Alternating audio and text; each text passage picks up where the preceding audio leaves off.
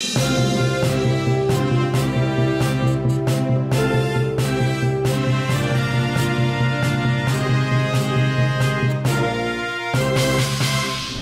bienvenue sur le journal crypto. Aujourd'hui, on est le 27 juin. Vous allez voir, on va voir plein d'actualités, mais on va commencer par regarder les sujets de la une. Bitbook et sa crypto BBT sont en train de faire fureur, c'est impressionnant. C'est un projet qui était encore inconnu et qui aujourd'hui est un des plus populaires du moment. Et ben, on va regarder ce que c'est et on va voir si ça peut être intéressant d'investir dessus. L'USDD, stablecoin algorithmique de la blockchain Tron, semble ne plus du tout réussir à retrouver les 1 $ qui devrait être sa valeur actuelle. Il est toujours à moins 3% et on va voir ensemble évidemment s'il y a des risques ou pas, alors qu'il y a de plus en plus d'USDD sur le marché.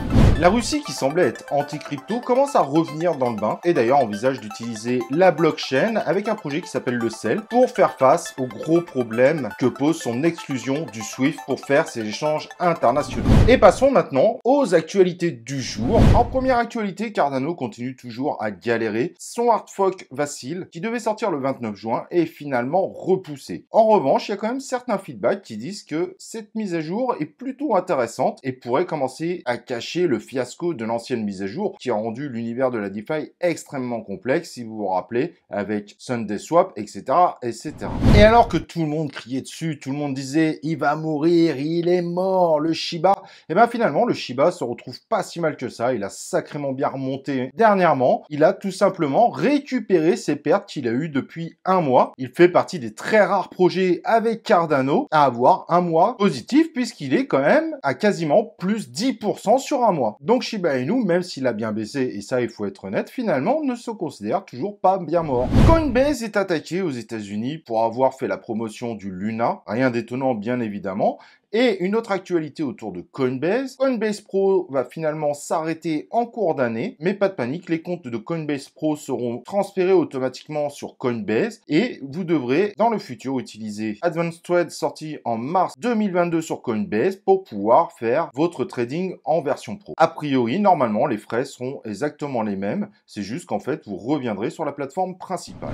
Bitpanda continue son expansion et obtient le VASP qui est l'équivalent du PSN en Espagne. Bitpanda a profité de l'occasion pour dire qu'en obtenant cette autorisation du régulateur espagnol, ils vont essayer d'avoir un maximum de validation des régulateurs généralement locaux à certains pays. Bonne nouvelle pour cet exchange qui n'est pas forcément encore très connu aujourd'hui, mais qui semble faire tous les efforts nécessaires pour légaliser sa présence partout dans le monde. Bien qu'on ait un petit souffle d'air au niveau des crypto-monnaies, il est vrai que la plupart des actualités sont plutôt négatives et pourtant il y a toujours des levées de fonds qui sont en cours. Prime Trust, qui a 700 clients dans son portefeuille, mais attention, pas n'importe quel client, parce que dedans on a Binance US par exemple, vient de faire une nouvelle levée de fonds de 107 millions de dollars, et dedans on a de très beaux acteurs, car on a Kraken Venture, Fin Capital, Mercato Partners, Park Ventures, et encore d'autres, et ces fonds vont permettre tout simplement de sécuriser encore plus la plateforme, d'améliorer la capacité de la prise en charge de produits tokenisés, et l'ajout de nouveaux produits comme les crypto IRA ou le stacking. MoonPay continue son évolution en proposant une nouvelle fonctionnalité dédiée aux NFT où il sera possible très facilement de minter un très grand nombre de NFT et il parle d'ailleurs de pouvoir faire plus d'1 million d'NFT en un seul clic. À voir évidemment ce que ça va donner, mais du coup MoonPay continue à investir dans le NFT et le Web3 et semble vraiment croire au retour en force des NFT.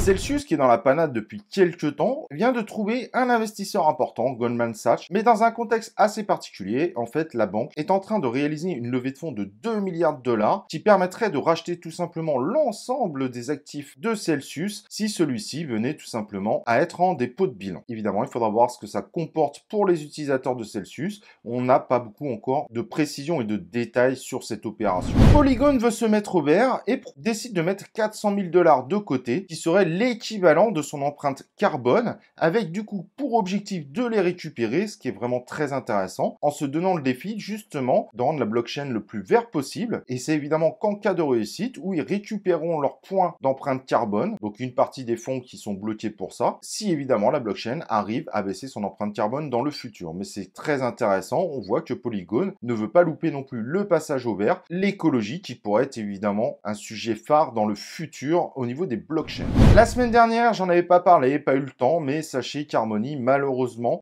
a subi un hack assez important. Le Bridge Horizon lui a fait perdre 98 millions de dollars, ce qui est assez conséquent, mais a priori, s'il y a évidemment différentes enquêtes pour savoir où sont partis ces fonds, ou du moins qui a fait ce hack, il faut rester assez positif, cela ne devrait pas avoir des conséquences phénoménales pour le projet Harmony, mais il ne faudrait pas évidemment que ce type de hack se reproduise dans le futur.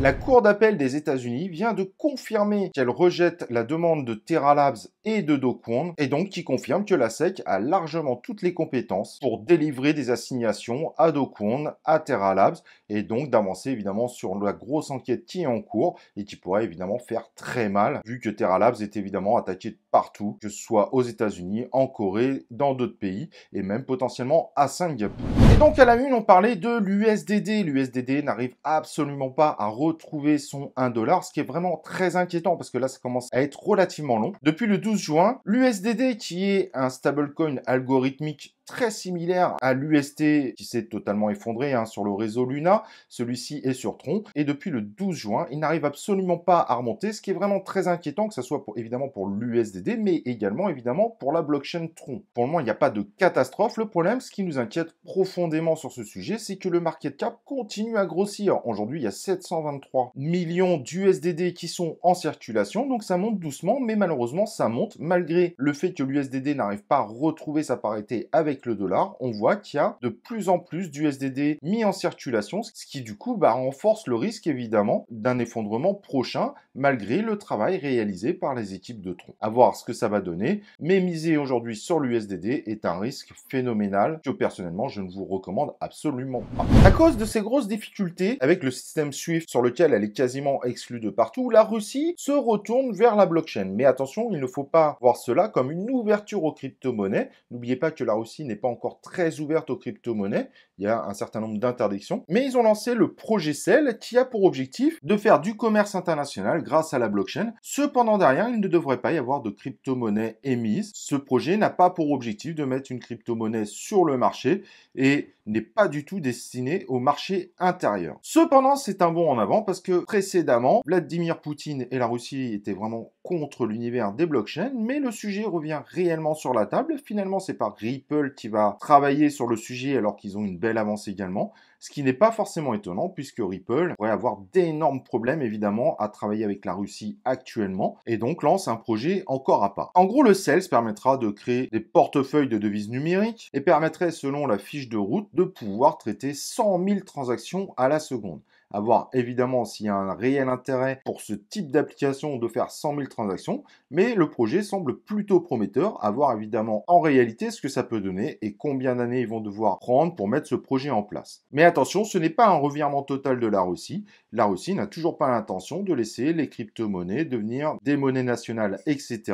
C'est bel et bien pour le moment très axé sur le marché international et pas du tout sur le marché intérieur ou de l'échange entre particuliers. Là, on est plutôt sur des échanges entre États ou très grosses entreprises d'État. Mais c'est une situation inédite et intéressante. Est-ce que cela serait pas la fin tout simplement du système SWIFT, dans le sens le début du déclin de ce système-là, bien que lui-même aujourd'hui est capable de traiter des crypto-monnaies. Et la dernière actualité, c'est BitBook qui nous fait un bond phénoménal, mais c'est pas forcément surprenant. On arrive fin juin, on est sur une application de plateforme de voyage où les gens peuvent évidemment y réserver hébergement, taxi, etc.